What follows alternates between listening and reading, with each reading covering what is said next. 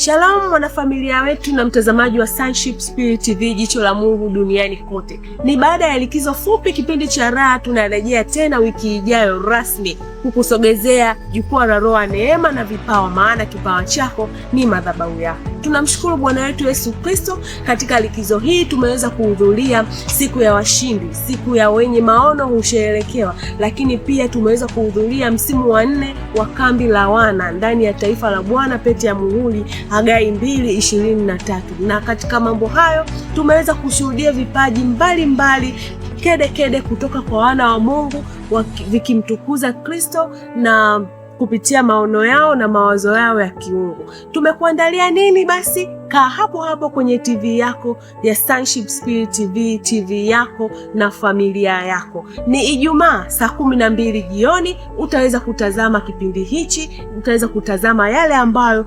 tumekuandalia katika msimu huu mpya baada ya likizo fupi ya kipindi hichi. Na mimi ni mtangazaji wako wa siku zote, Aksa Brown. Shalom shalom.